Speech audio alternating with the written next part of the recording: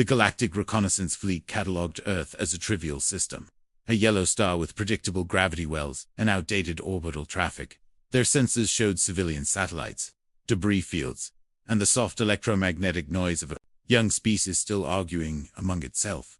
No patrol signatures, no energy spikes, no fortress arrays.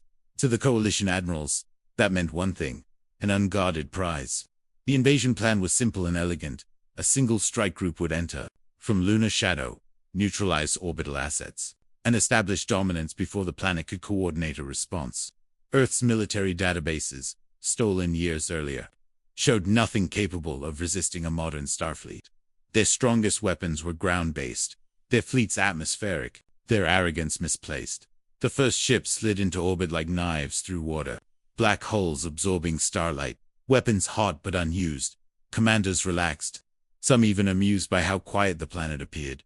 No challenge signals, no warning shots, no ancient automated defense platforms waking from slumber. Only radio chatter, confused, frightened, human voices scrambling.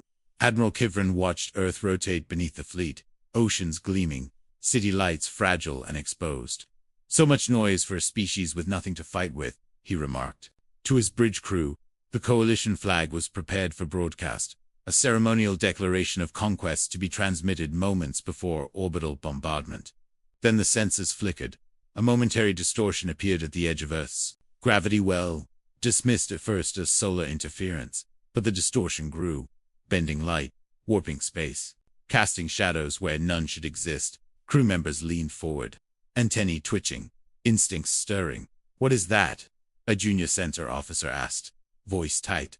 The answer did not come immediately, because the computers could not classify what they were seeing.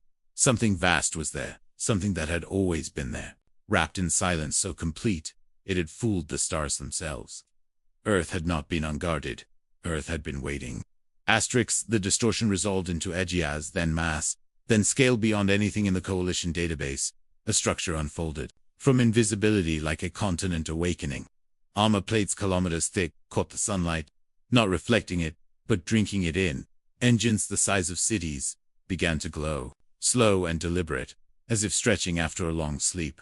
The moon drifted aside, or rather, perspective revealed the truth.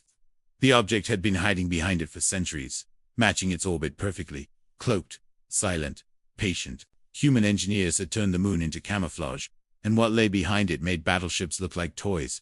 "This is impossible," Admiral Kivrin said, and for the first time, fear threaded his voice. Coalition sensors screamed warnings as targeting systems failed to lock. Overwhelmed by layered countermeasures and gravitational noise, the object was not a station, not a ship in the traditional sense. It was a moving fortress, a star-destroyer in the most literal meaning of the term. Human broadcasts suddenly cut through all channels, calm, measured, and unmistakably confident. "Unidentified fleet, you are in violation of restricted sole defensive space," the voice said. "This is Earth's Defense Command. You were not meant to see this." The Stardestroyer finished decloaking, its full silhouette now, undeniable. Weapon arrays rotated into alignment, thousands of them, each larger than a coalition cruiser. Energy readings spiked beyond safe sensor thresholds, forcing systems to auto-dim to prevent damage. Coalition ships scrambled, formations breaking as captains shouted conflicting orders. Some attempted to retreat, only to find their drives struggling against a gravity field that now belonged to Earth. Others powered weapons, but their targeting reticles slid uselessly across the human vessel's hull. Unable to find weakness, Admiral Kivrin realized the horrifying truth. This was not a desperate last stand. This was not an experimental prototype, rushed into service. This was an old weapon, maintained, upgraded, and held back because it had never been needed before. The human voice returned, almost regretful. "You assumed our orbit was empty because you could not imagine what we would hide, instead a show. You assumed we were loud, because we were." Weak, the Star-Destroyer's main spine began to glow, a line of contained stellar fire forming along its length. Somewhere on Earth, millions of humans watched the sky, knowing that for the first time, their secret guardian was about to speak. The coalition fleet opened fire first, not out of strategy, but out of panic. Lances of plasma and kinetic slugs streaked toward the Star-Destroyer, lighting space with violent color. They struck the human hull and vanished, absorbed, dispersed, rendered meaningless by defense layers no one else had ever built. Earth did not return fire immediately. The pause was deliberate, calculated, almost instructional. Human commanders wanted the invaders to understand the mistake they had made. Then the Star Destroyer fired. There was no recoil, no dramatic flash, only a sudden absence where space had been. The main weapon did not launch a projectile. It rewrote physics along a narrow corridor. One coalition battleship ceased to exist. Not exploding, not breaking apart, simply removed from reality. Shockwaves rippled through the fleet. Communications collapsing into static and screaming alarms. Admiral Kevin stared at the empty space where his flagship escort had been, unable to process what he was seeing. No debris, no radiation bloom, nothing to salvage or mourn. Secondary batteries came online. Rail weapons hurled asteroids compressed into needles of relativistic death.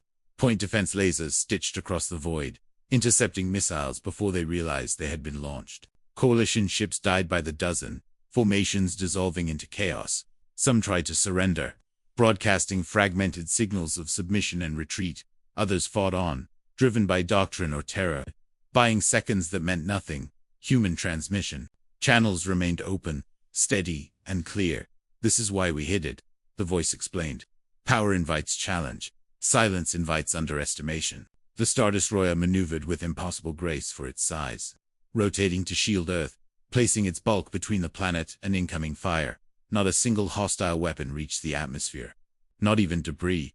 Every human city slept safely beneath an artificial night. Unaware how close annihilation had come, Admiral Kivrin ordered a full retreat, abandoning the invasion entirely. But space itself seemed to resist them, Earth's defenses shaping gravity like clay. The Star Destroyer advanced, not hunting, not chasing, simply making escape a question rather than an option. Humanity was no longer announcing its presence, it was enforcing it. When the last coalition ship was disabled or fleeing blindly into deep space, the Star Destroyer powered down its weapons. Wreckage was left intact where possible, escape pods collected and contained. This was not extermination, it was demonstration. Earth's Defense Command transmitted a final message, not just to the surviving invaders, but across every listening relay in known space.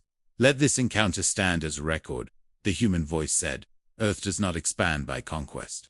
We do not patrol with visible fleets, and we do not posture for attention." The Star Destroyer repositioned itself, once more drifting into the familiar geometry of lunar orbit. Cloaking systems began to reactivate, folding light and energy until its outlines softened and blurred. Soon, it would be gone. Again, hidden behind the same gray stone that poets and children had always looked at without knowing. Captured coalition officers were given medical care, food, and something far more unsettling: answers. They learned that the Star Destroyer had been built in stages, over generations, funded quietly, defended fanatically, a weapon designed not for war, but for deterrence so overwhelming it would never need to be used. Human historians had named it quietly, never spoken aloud outside secure rooms, the Sentinel of Soul, a reminder that Earth had learned, very early, that survival in a hostile universe depended on preparation, not pride, across alien worlds. Analysts replayed censored data in disbelief. Civilizations with vast armadas recalculated their assumptions about humanity. If this was what they hid, what else had they chosen not to reveal? The moon continued its serene orbit, unchanged in appearance. Earth continued broadcasting music, arguments, advertisements, and art into the void, and beneath it all, the Star Destroyer slept again, watching, listening, waiting. The galaxy had mistaken noise for weakness, and silence for emptiness. Years later, the encounter would be taught in alien academies as a turning point, the moment when humanity stopped being categorized as a developing species and started being treated as a strategic unknown. No fleet approached Sol without permission again. No admiral assumed that what they could not see did not exist. Earth never followed the victory with expansion or threats. There were no demands for tribute, no territorial claims, no triumphant announcements. The Star Destroyer remained a rumor supported by evidence. No one wanted to test twice. Human diplomats spoke softly, offering trade, cooperation, shared science. But beneath every negotiation was the unspoken memory of a ship that could erase you without raising its voice. It changed the tone of every conversation. On Earth, most civilians never learned the full truth. They saw reports of a failed alien incursion, vague footage, comforting reassurances. Only a few ever looked at the moon and wondered why it seemed a little more protective than before. The Sentinel of Soul continued its endless watch. Systems cycling, crews rotating, generations serving aboard a weapon that existed so it would never have to fire again. Humanity had learned that the strongest shield was not one you showed proudly, but one you revealed only when someone made the mistake of reaching for your throat. And somewhere in the dark between stars, a Coalition survivor recorded a final personal log. "We thought Earth's orbit was unguarded," it said. "We were wrong."